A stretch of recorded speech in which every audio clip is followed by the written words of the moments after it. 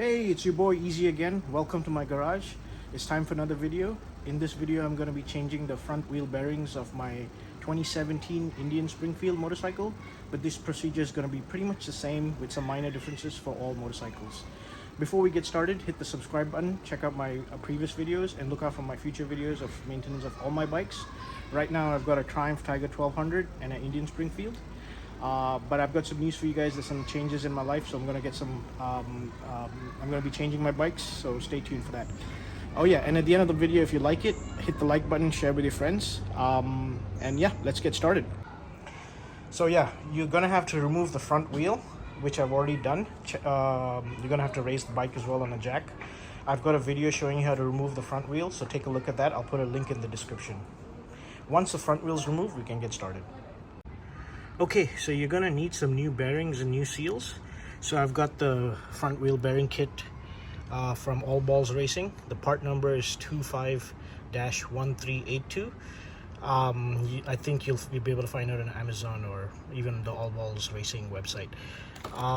They come with 2 identical ball bearings and 2 seals, and that's enough for the front wheel. So now, get your front wheel supported on 2 wooden blocks, one on this side and one on the other side of the rim under there, so the wheel is not resting on the ground. You're not going to damage the wheel.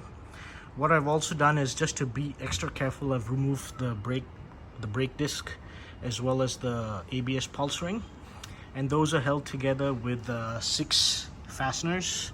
You'll need a 10 mm socket to remove these. So I've gone ahead and removed those and kept them aside, just to be extra careful I don't damage anything. Now let's get started on one side. So this is the seal. So get a flathead screwdriver, and then you should be able to pry it out, and you should be able to use, since there's no more brake disc and the pulse ring, you should be able to use this as leverage to get it out. So I've already loosened it, but it won't be too much of a struggle. You should be able to pry it out, so just like that. Okay, and now this is the ball bearing. You can see it's in pretty bad shape, actually, to be honest. This bike's got about 55,000 or 56,000 kilometers almost, and I haven't changed bearings at all, so it's a good time to change it now. Okay, so there are quite a few ways to remove the wheel bearings. There's the cheap way, which you don't need any special equipment. You're just gonna need a hammer and a drift, and you're gonna carefully punch the bearing out of the hub. It's a pretty tight fit, so you're gonna struggle, and you got to be very careful not to damage anything else. It's okay to damage the bearing because you're gonna be changing it, but I prefer to have proper tools and save myself a lot of time. Like a half-an-hour job with the cheap method, you'll only spend like less than 5 minutes if you have the proper tools. So I'm going to use a bearing puller, a bearing removal tool. So I've got one here. I think you can buy it off Amazon. They're cheap ones, the expensive ones. This is a pretty decent one. So it comes with different sizes, and the way it works is, I'll show you from here. I've already put one inside the bearing there. But the way it works is, you see this right here?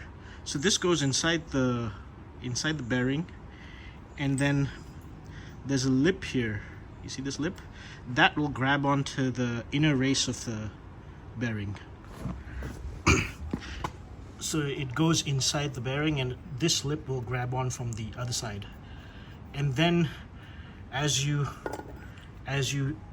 tighten this, the top part, this rod will push inside, and it'll cause this to expand a little and grab onto the bearing even tighter. And that's what I've done. So you're gonna need a socket and a spanner to tighten this, so to push this rod all the way in, so this part expands and grabs onto the bearing. So now it's pretty tight. As you can see, it's rotating, but it's rotating with the bearing. Okay, and now we can go ahead and pull this out.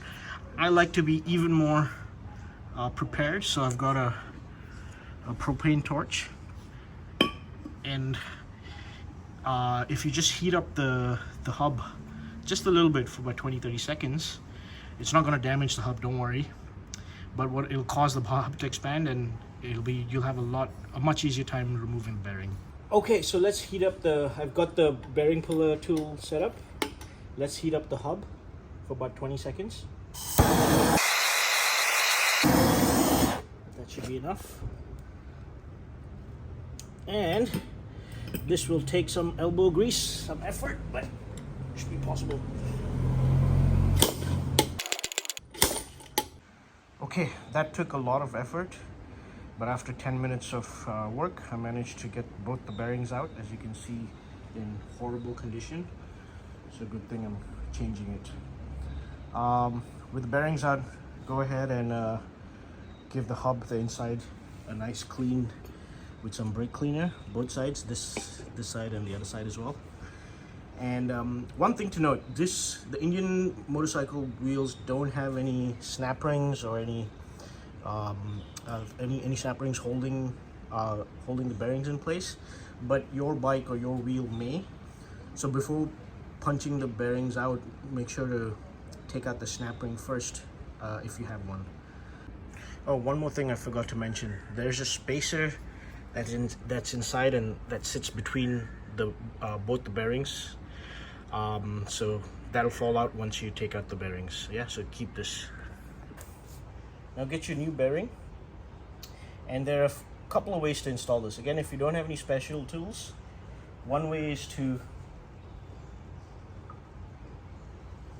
get the bearing as flat as possible, and then take your old bearing,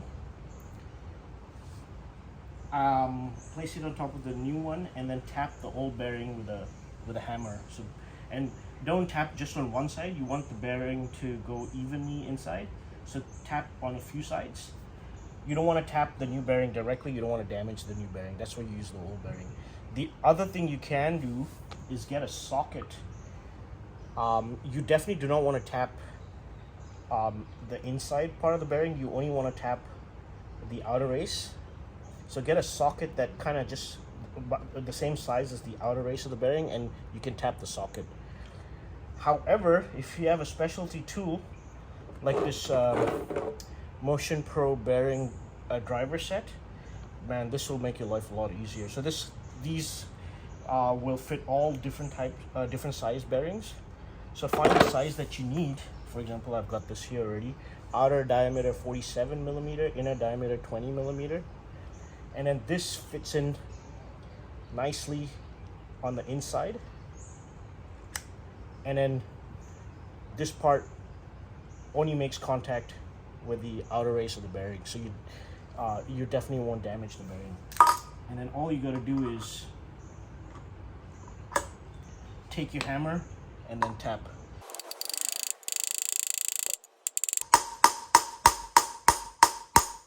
And you should hear a change in tone when the bearing is fully seated inside, okay?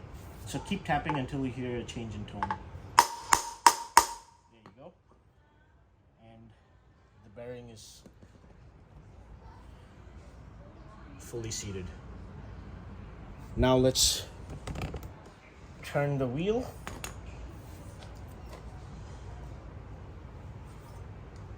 To the other side. Before putting the other bearing, don't forget to put your spacer.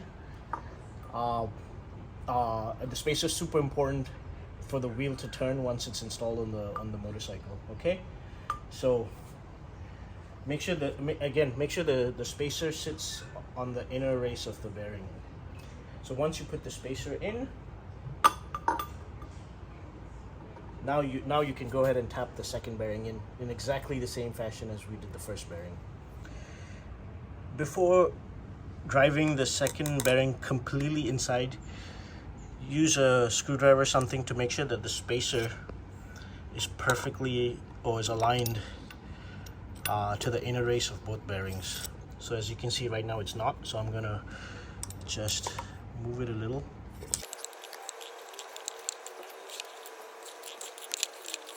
Okay, and now it's aligned, and now we can press the bearing all the way in.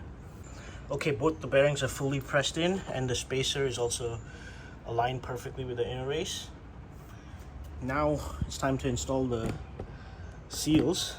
So get your new seals, and with the riding part facing up, you go ahead and install it. These you should be able to just press with hand. If it's a little tough, you can, there's nothing wrong in using a hammer, but you should be able to press this in the hand, and it should be flush with the hub.